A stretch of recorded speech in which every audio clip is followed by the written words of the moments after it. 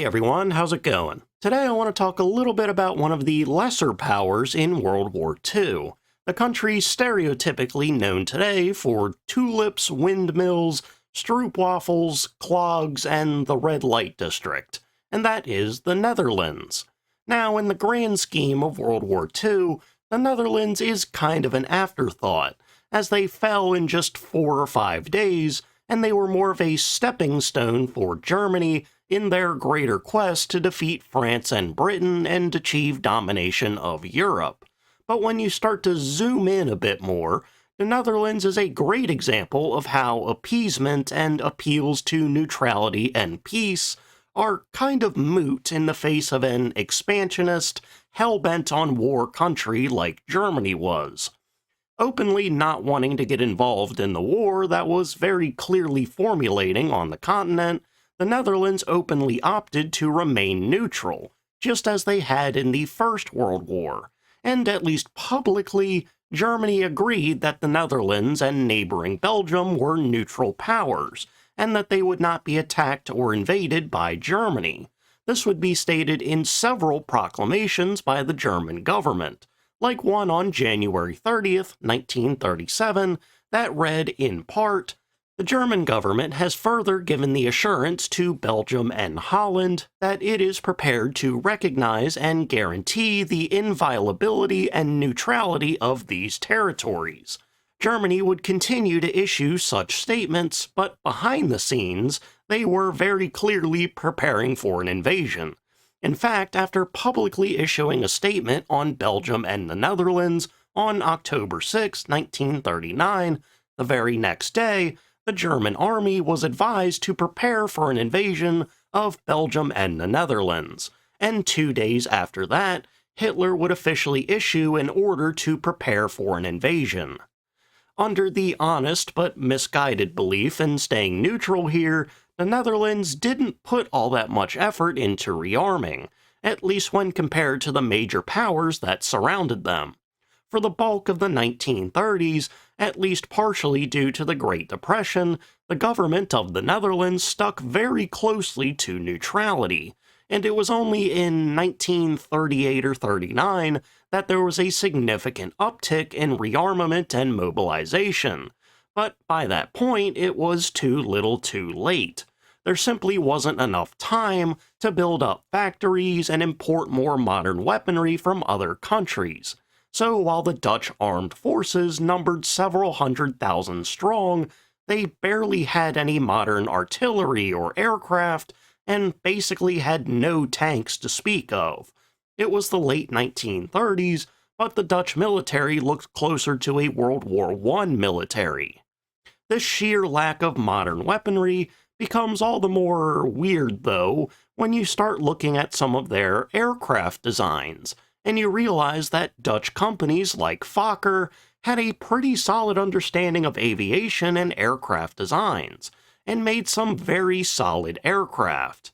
It's one of these aircraft that I want to look at today, a Dutch heavy fighter that received the nickname of the Reaper, but personally I'm choosing to call it Dutch Lightning, as it resembled the later American-made Lockheed P-38 Lightning. This is the Fokker G.1. The story of the Reaper begins in 1936, and since it was at a time where the Dutch military wasn't focused on rearmament, the G.1 began as a private venture from Fokker, likely either meant to entice the Dutch military to start rearming, since rearming is a major financial boon to companies like Fokker, or simply to export to other countries that were looking for modern fighters. Whatever the case was, it was designed by Fokker chief engineer Eric Schatzky to be a sort of heavy fighter multi-role aircraft that could be used for ground attacking, reconnaissance, intercepting, and basically everything in between. For its time, the G1's design was certainly an uncommon one, electing to go with a twin-boom tail rather than a single tail, as was seen on the G1's contemporaries like the Messerschmitt Bf 110 and the Potez 630. The exact reason the twin-boom tail was selected unfortunately I could not find a direct explanation for. But just in general, twin-boom tails can give the plane better stability, better aerodynamic performance in some respects, and if there is a rear-facing defensive gunner, moving the vertical fins to the side gives that rear gunner a better field of fire directly behind the aircraft. And for the G1, all of these benefits could certainly apply.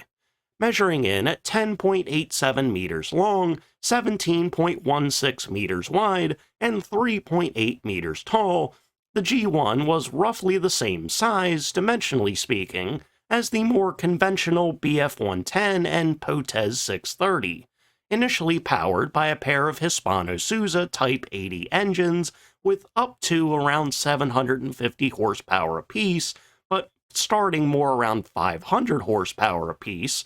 The top speed of the G1 sat at a respectable 260 miles an hour. This initial speed was, to be fair, slightly slower than the prototype Bf-110s and Potez 630s, but the G1 would counter this slight disadvantage with an armament that was pretty incredible for its time.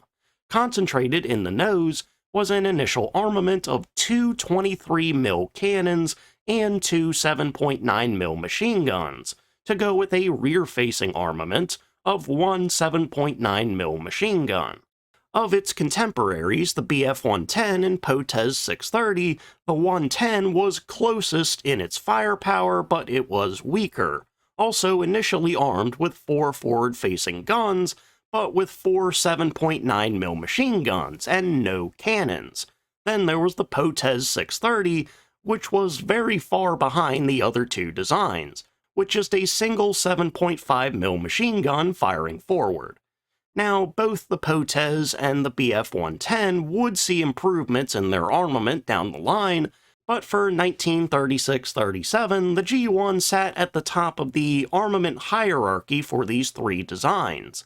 Additionally, the G1 would have an alternate armament configuration of 8 forward-firing 7.9mm machine guns, to go with the single rear-facing 7.9mm gun. And to round it out, held under wing and or in an internal bomb bay, there could be anywhere from 660 to 880 pounds of explosives, roughly on par with the Bf-110 and solidly above the Potez 630 and its 440 pounds. Because of this overall armament, even before it ever took to the air, when the design appeared at the Paris Air Show in November 1936, it would receive the nickname of Le Faucheur, or the Reaper, and it certainly turned heads. It received significant interest from several countries, one of which was Spain, and the design was written about rather favorably in American publications like Aviation and Popular Aviation, very creative names there, being referred to as the deadliest air weapon yet developed in Europe. And also, by the time such articles were written, the G1 already had some modifications that brought about a solid boost in its performance, after taking to the air for the first time on March 16, 1937. While it performed quite well, a freak engine accident led to the prototype being damaged, and as a result, the engines would be replaced. Out would go the Hispano-Suiza engines, and in would go the stronger Bristol Mercury, with over 800 horsepower apiece. I should also point out that a later aviation article mentions the Bristol Perseus engine as well, but as far as I could tell, this appears to be a mistake, as the later model Mercury and the Perseus had similar power output and were relatively similar in size and appearance. Regardless though, with the new engine, the top speed of the G1 increased significantly, to at least 292 miles an hour, potentially up to 301 miles an hour. The combined speed and armament of the G1 made for a very promising design, and the Dutch military, along with several other countries' militaries, wanted in on the G1.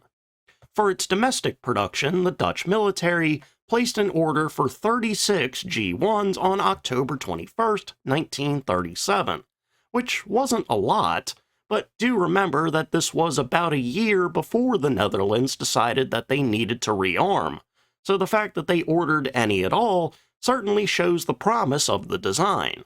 They would order a slightly modified version of the G1, generally referred to as the G1A, still powered by the Bristol Mercury, but instead of being a 2-seat fighter, it was a 3-seat fighter, presumably wanting some extra eyes for potential ground attack and reconnaissance duty. Only a handful of these 3-seat G1As were made before they then reverted back to being 2-seaters for general use multi-role heavy fighter duty. For the export market, Fokker would offer up a technically slightly worse and slightly smaller model in the G1B. Out would go the Bristol Mercury engine, and in went the weaker Pratt & Whitney R1535 Twin Wasp Jr. with 750 horsepower. As far as I could find, this appears to be due to a request made by Spain to use these engines, and with that request fulfilled, Spain would place an order for a dozen G1s in late 1937 or early 1938, and after that, Sweden would then place an order for 18 G1s, and there would be discussions for Denmark to start producing the G1 under license. However, none of these countries would ever receive the aircraft they had ordered, nor would they start producing them, presumably due to the Spanish Civil War and the then-current Spanish government, who were ostensibly neutral, supporting Germany and the Axis powers. The Dutch government halted military exports to Spain, and also due to their own late-to-the-party rearmament efforts, the exports to Sweden were cancelled as well, to be redirected to the Dutch military. The cancelling of the exports didn't seem to have much of an impact on the number of available G1s, though, and when Germany attacked the Netherlands on May 10, 1940, just 23 G1s were available to serve. The Dutch did have the completed frames of 12 G1s, and they were the ones that were intended to be delivered to Spain. But when Germany attacked, they didn't actually have any armament installed on them, and they had to scramble to get them armed and into the air. While the G1 was certainly a solid design with solid performance and a solid armament for early World War II, the sheer lack of them and the sheer number of German aircraft going up against them, that kinda made their performance a moot point. The Dutch only had 80 or 90 fighters in total, and several of them weren't actually even operational. Making matters even worse, a significant number, nearly half, of their limited aircraft were destroyed in Germany's initial attacks, before the planes could even get off the ground and mount a token defense. Even in the face of such terrible conditions, though, the remaining G1s reportedly managed to take down roughly a dozen German aircraft. But by the time the Dutch surrendered, the number of functional G1s had been reduced to just one. Now, sitting under German control, the G1 saw its career extended a little bit, albeit in a very minor way, as Fokker was in the process of constructing more G1s at the time of the invasion. Germany elected to finish their construction, and they would use them as trainers for as long as the planes would last. Then, in a rather daring move, while still under German occupation, a Fokker pilot managed to escape to Britain in a G1, successfully evading the caught-off-guard Luftwaffe. While Britain maybe could have learned a little bit from the design, and maybe could have tried to re-engineer it in some capacity, instead, the plane just kinda sat around until the war ended, and it would be scrapped shortly thereafter, bringing a rather disappointing end to a plane once believed to be one of the strongest in all of Europe. Now, even though the G1 faded away after the fall of the Netherlands, one does have to wonder how it would have evolved if the Netherlands had lasted a bit longer, or if Britain perhaps took up the G1 and continued it. Almost certainly the 8 7.9mm machine gun armament would have fully given way to cannons, and almost certainly the Bristol Mercury engines would have been replaced with stronger ones, like the Bristol Hercules or maybe the Rolls-Royce Merlin. I think the most likely course of action would have been for the G1 to evolve into something like the Bristol Beaufighter, outfit with the Bristol Hercules, and probably having 2 to 4 20mm cannons in the nose. I think the G1 could have been like a lighter, more air-to-air combat-focused Beaufighter. Perhaps it could have evolved into this sort of European version of the P-38 Lightning. And just maybe, since it was actually made before the P-38, it would almost seem like the P-38 was an American copy of the G1. Sadly, though, its evolution never got the chance to occur, and the Dutch Lightning never fully got the chance to grow. Alright, and with that, we're going to go ahead and end for today. So, thank you all for watching. Remember to like, comment, and subscribe. You know, every time I called the G1 the Dutch Lightning, my mind immediately went to the Mountain Dew flavor Sweet Lightning, an exclusive flavor at KFC. Now, I've never had it before, so it's weird that I kept thinking about it. And I've never had it because I can't actually eat KFC. Like, physically, I can't eat KFC because of all the gluten they use in the batter for the fried chicken, and of all the gluten probably elsewhere in the store. So it's not like I would go there just for some soda. But anyway, I hope you enjoyed the video, and I hope you learned something. So, see ya.